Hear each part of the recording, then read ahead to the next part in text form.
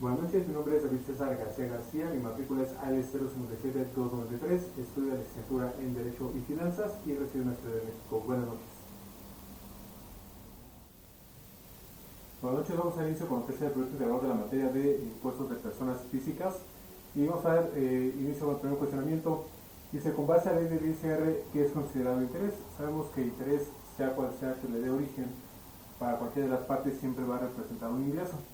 Tenemos una definición que está basada en lo que es en el artículo 8 del impuesto de la renta, que son los rendimientos de créditos de cualquier clase. Obviamente con esto se define totalmente lo que es un interés en materia de ISR. Sin embargo, bueno, como la ley lo marca, siempre hay formas de establecer un poco más específicos los conceptos para que no haya lugar a dudas al momento de estar estableciendo la acumulación de los ingresos de esa índole. Tenemos que los rendimientos de la deuda pública, bonos y obligaciones, descuentos, primas y premios también son considerados como interés. Tenemos que también los premios de reportos o de préstamo de valores, así como también el monto de las comisiones por apertura garantía de créditos y bueno, también el monto de las contraprestaciones correspondientes a la aceptación de un aval, que normalmente se tiene esta persona para poder avalar obviamente el cumplimiento de un crédito, el otorgamiento de una garantía o de la responsabilidad de cualquier clase exento si se realiza en instituciones de seguros y fianzas, ¿verdad? Y también por último tenemos que son las ganancias por enajenación de bienes, de bonos, valores y otros títulos de crédito. Como estamos mencionando, la definición que establece la ISR a través del artículo 8 son los rendimientos de créditos de cualquier clase y bueno, como lo habíamos mencionado en un principio, los intereses cualquiera que de origen, sea cual sea las partes, siempre va a representar un ingreso que va a ser acumulable para el pago de los impuestos. Bueno, vamos a continuar con lo que es el proyecto integral de la materia. Ahora vamos a hacer un cálculo anual del impuesto de la renta para una persona que obtiene ingresos por concepto de intereses. Vamos a ver aquí un ejercicio.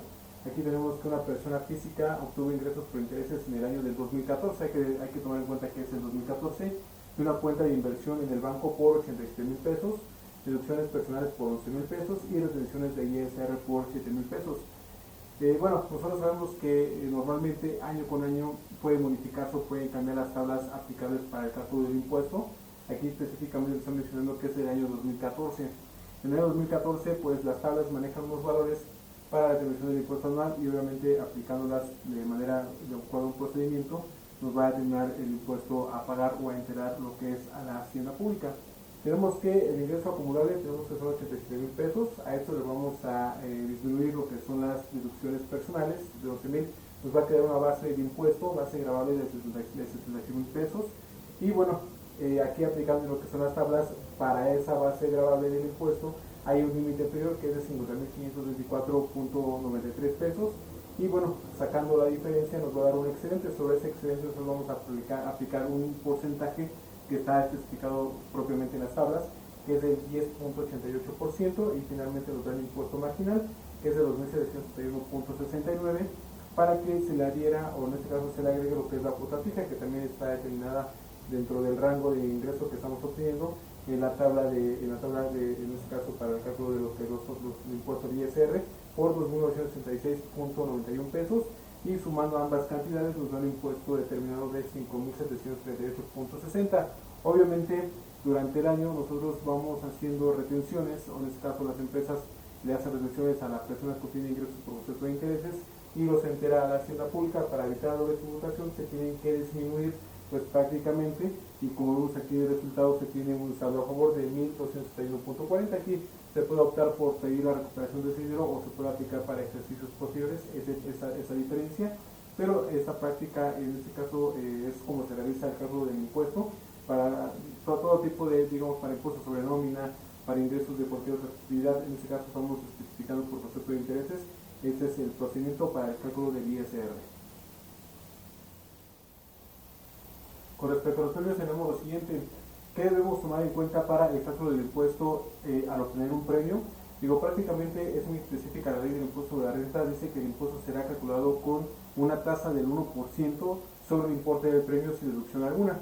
Obviamente sabemos que es un porcentaje mínimo y bueno, siempre que las entidades federativas no tengan un impuesto local, sabemos que a veces las entidades federativas tienen impuestos específicos por algunas situaciones para dichos ingresos y su gravamen no rebase el 6%, o sea tenemos un topado del 6%. Digo, prácticamente, como sabemos, los premios también representan un ingreso para la persona que los obtiene. Digo, prácticamente eso es lo que refiere el impuesto sobre la renta a lo que respecta a lo que es un premio. El siguiente cuestionamiento tiene que ver con los dividendos que reciben algunos accionistas por concepto de una actividad económica dentro de una organización.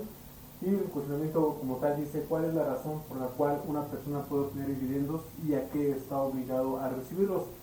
Como lo mencionamos ahorita, el dividendo es una especie de ingreso, en este caso específicamente para los accionistas, como se les denomina dentro de una organización. Un accionista son aquellas personas que ponen el capital, ¿verdad?, dentro de una organización, de acuerdo a una denominación como sociedad anónima, como una sociedad civil. Algunas personas que en este caso morales cuentan con individuos que aportan su capital. Digo, son personas con carácter de accionista prácticamente dentro de una empresa. Normalmente recibe dividendos que deberá acumular a sus ingresos y deberán pagar una tasa adicional del 10% sobre dividendos distribuidos. Esto lo vamos a explicar un poquito más adelante en cuestión de las obligaciones que se tienen. Primeramente, está sujeta a diversas obligaciones fiscales, como lo estaba mencionando, es un ingreso y pues tiene que cumplir o dar cumplimiento a lo que marca la ley del ISR. Retención provisional del 10% del ISR sobre el monto total de dividendos. Esto, como lo mencionamos en el primer párrafo, todas las organizaciones o personas morales le retienen a las personas físicas, que en este caso fungen como accionistas, el 10% para enterarlos en los pagos provisionales, en este caso a la hacienda pública. Acumulación con otro tipo de ingresos, en este caso las personas físicas que son accionistas tienen ingresos por honorarios, ingresos por otro tipo de actividades, los tienen que acumular estos dividendos con esos ingresos para determinar una base gravable sobre la cual se van a aplicar las tablas para determinar el impuesto que debe de pagar o enterar, en este caso, a la hacienda pública. Y bueno, como sabemos nosotros, si la persona física realiza su declaración por cuenta propia, ahí debe de acreditar prácticamente lo que la persona moral le retuvo por el 10% para evitar la doble tributación, y ya con esa parte se da cumplimiento a lo que marca la ley del ISR. Y en este caso el accionista debe recibir de la empresa un CFDI. Sabemos que un recibo de nómina, un documento que en este caso avale o compruebe los ingresos para poder entregar a la hacienda pública, y que esta, bueno, tiene un registral para lo que es el cálculo de la declaración anual. Especialmente se tiene que entregar este documento prácticamente sobre este tipo de ingresos, y bueno, finalmente lo que es la presentación de la declaración anual para poder determinar con todas las retenciones todo lo que se obtuvo realmente de ingresos durante un año calendario, aplicando todas las deducciones. Pues prácticamente se va a determinar lo que debe de pagar impuesto esta persona física que funge como accionista dentro de una organización, y esto es lo que conlleva para una persona que llega a obtener dividendos este tipo de obligaciones. Bueno, el impuesto sobre la renta es un impuesto que grava a los ingresos prácticamente que obtenemos como personas físicas por realizar una actividad y obtener alguna ganancia. Pero ahora vamos a hablar acerca de lo que es el impuesto al valor agregado, que es el IVA. ¿En qué consiste este impuesto? Bueno, es un impuesto directo que grava directamente al consumo de productos, y en este caso por actividades, y es aplicado a las personas físicas al comprar, vender o que realicen actividades, o que realicemos actividades como en la gestión de bienes, prestemos servicios independientes y nos dedicamos al arrendamiento de bienes, o en este caso a hacer un tipo de importaciones.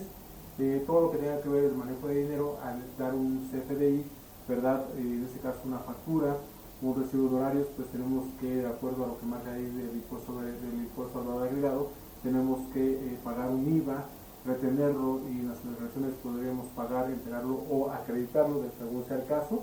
Y bueno, ¿quién está obligado al pago del IVA? Pues son los comerciantes, profesionistas independientes, arrendadores, y en este caso importadores de bienes o servicios. Pues prácticamente el impuesto al valor agregado de manera general lo que es grava lo que es al consumo, y el manejo del tratamiento que se da dentro de las declaraciones tanto provisionales como anuales se da cuánto dinero de IVA pagué, cuánto dinero recibí, y bueno, manejar en este caso las acreditaciones correspondientes para poder entregar únicamente lo que haya yo cobrado y que exceda, en este caso si mis montos son mayores, en este caso por ventas, a cobrar el IVA sobre, en este caso, mis compras, ¿verdad? Tengo que pagar el excedente, en este caso, a la hacienda pública. Y bueno, esto es lo que refiere lo que es el impuesto al valor agregado. Buenas noches, con esto concluimos con lo que es el proyecto integrador de la materia.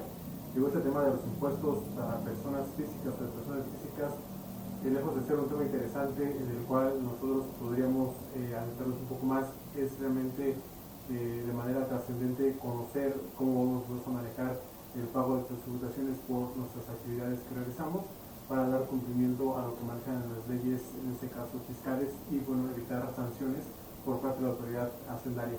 Esto es todo, muchas gracias, muy buenas noches.